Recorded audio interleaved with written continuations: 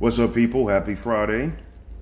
Headed into Independence Day, quote unquote, weekend. So for me, this will be Juneteenth all over again. But with the exception of, instead of me going out and doing some of the things that I did do on Juneteenth, I'm just going to chill at home. I want to have a nice, quiet weekend. I got some things that I need to take care of.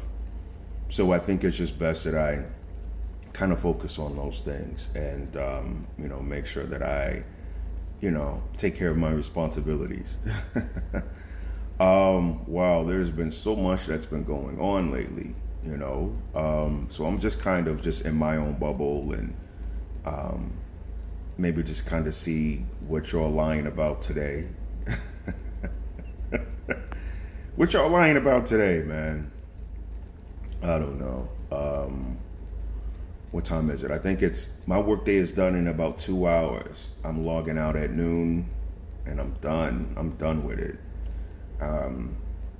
Probably go get something to eat, right? Go to the gym, work that shit off, and then just enjoy the rest of my day. You know what I mean? Just kind of just chill. What's up, Donovan? I can't even see who's coming in.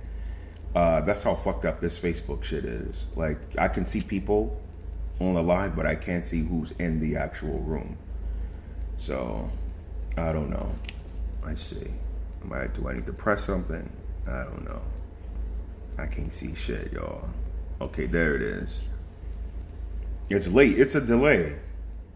Maybe it's a delay. I don't know what it is. But, well, first let me say this Sha'Carri Richardson young lady, who is actually, I think she's from, I don't know if she lives here or she's from here, but she is a Dallas resident. So shout out to DFW and all of the talent and beautiful black and brown people that are here. There's so much talent. There's so much diversity in this city. I was a little skeptical when I first moved here, to be completely honest, because it's so different from any other place that I've lived.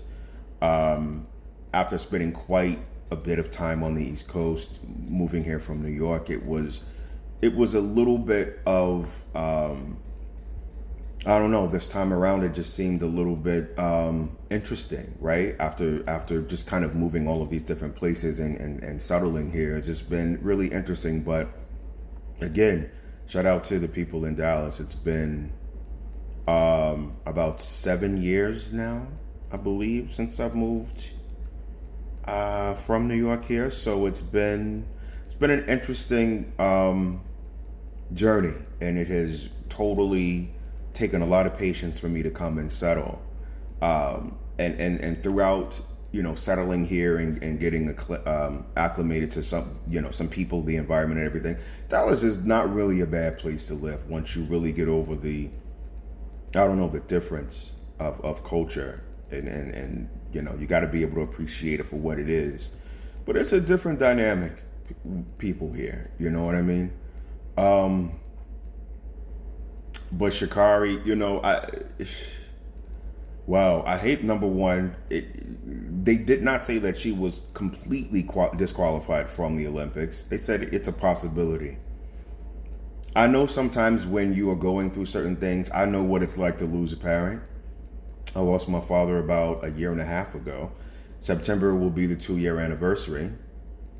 So it's been it's been quite a bit of a journey to sort of process through those things and to, kind of reconcile what has happened. Grief is a very interesting thing. I just think that,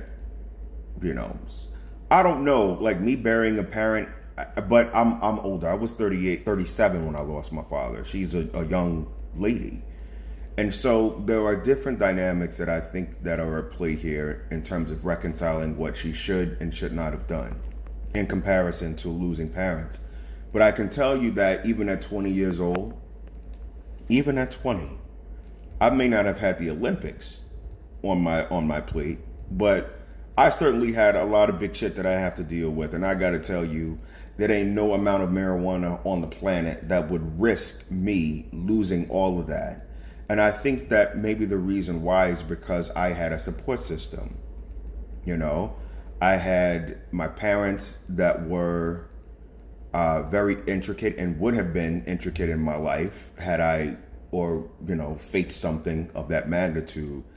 And I had a community of people that would say, yo, and if I did fuck up, if I did mess up, I could say that my support system would have held me accountable.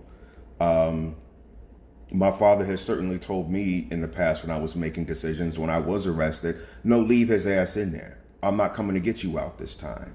So there was certain tough scenarios that I had to be put through the fire on with my support system. And it's caused me to get to where I am today. So that's the only reason why I can see that she would have done something like that, And it's not the worst thing in the world. Listen, she's not going out there burning crosses on people's lawns. She's not killing people with immunity. She smoked a joint, and so what? She risked the Olympics. There's always, I mean, the Olympics happen every 4 years. She can go back. You know what I'm saying? So this isn't the worst thing in the world. And if she did blow it, so what? There's so many other things that people can get butthurt about. I think what we need to be concerned about is why she doesn't have the support system around her. I don't think, like I said, I don't think there's anything wrong with smoking marijuana. Number one, she was in Oregon where it was legal. She wasn't breaking the law. She was, and I don't know about the legalities of Oregon. I don't know if you have to be 21, which I believe you have to be 21 to consume legal marijuana. So if that's the case, I still don't think it's a big deal. But I just think that we should be more concerned about the support system that these young people don't seem to have. I see it every day when I go out and mentor people. Not every day, during this time, but before pre-COVID, going out and seeing people in the community, the absence of these young kids that need a support system. I don't see that. Everybody's so caught up in my kids and my life and my job and my this and my that, and I got to go get my nails done, and I got to go smoke a cigar with the boys at the club and all of this other stuff that are so self-interest related. Nah, I can sacrifice the little things that I have to do to go make an impact with people, and I think if more people thought about that, we would have less. I'm not saying zero, because that would be ridiculous. We would have less people without a support system. I think that's some of the things that we have to consider. And Bill Cosby, right? I don't really have, to be completely honest, I really don't have an opinion of Bill Cosby and the technicality that he seemed to be, or actually that he is released on, and that a lot of people seem to have issues with. Even if you are a perpetrator, I don't like to operate. You'll know me. I don't like to really completely function on emotion, because if you get so caught up in that, you don't miss. What's up, Melissa? People get so caught up on emotion sometimes that I really don't think that we understand that we live in a universe that is filled with laws of the universe, laws of cause and effect, laws and rules of engagement. There's so many different laws and principalities that we operate in. But the human element almost requests and demand that we operate off of emotion, particularly in our community. There's something unique with us that is pushing us to be led emotionally by certain things. No, I'm not saying that it's inappropriate for you to have any kind of feeling or detach yourself from a connection. But what I'm saying is, when you are governing by those things, then it's easy for someone to come and infiltrate your mind and your vision and your direction, and to take you away from reality in many cases. So this whole technicality with Bill Cosby, we can't complain when the justice system works for us or against us if it doesn't work the way that we want it to, right? The justice system is a justice system. It is what it is. Do I think that Bill Cosby raped Anyone? Of course, absolutely. I think that, and I've been around power, as we all have been around powerful people. We know how it is when you give up someone a little taste of something, and all of a sudden they become this tyrant. And even if they don't behave in a way that is predatory in front of you, that possibility exists because of something called power. And even if you get a fraction of it yourself in your own capacity, you're going to use that shit to your advantage. And to say that you don't or won't, I don't believe you. I don't believe you. You can't piss on my leg and tell me it's raining. So, did he rape all of those women? I wouldn't say he raped all of them. Because it's one thing also being around powerful people, particularly men. You all will do some strange things for some change. Climb into people's hotel rooms, sneaking in their bed with, there's a lot of people that do that. Listen to some of these celebrities and some of these rappers when they tell you they go up to their hotel rooms after a concert, and you got these groupies in their hotel rooms. They're calling to find out where these guys are. You don't think that's predatory? You don't think that you got to rape a person to do that, or rape a woman to do that? No, these women are signing up for it. I'm not saying that's the case. I'm just saying that I wouldn't put that out of my mind as well, with the scope of him just being predatory across the board. I think he slipped up, and I think it overtook him, and I think it became something that I don't think that he probably even understood with party drugs, because everybody, and on that scene, maybe not in the hood, maybe not at some party that you got invited to, but in a certain echelon, there's a such thing as party drugs. And you may not understand it at the time, but that's that culture.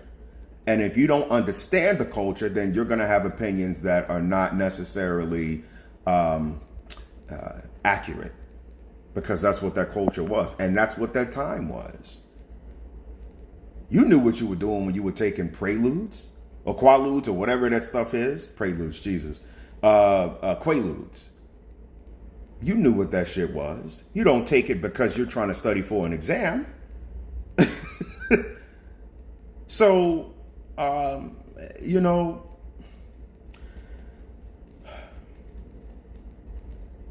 the end of the day, the guy can't be sued for it again.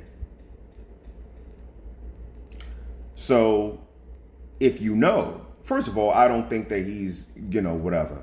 I'm not going to put it past him, because even at 98 years old, he could, the motherfucker may slip up.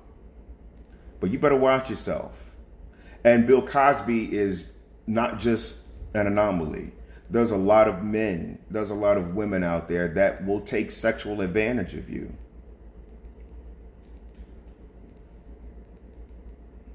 They will take sexual advantage of you.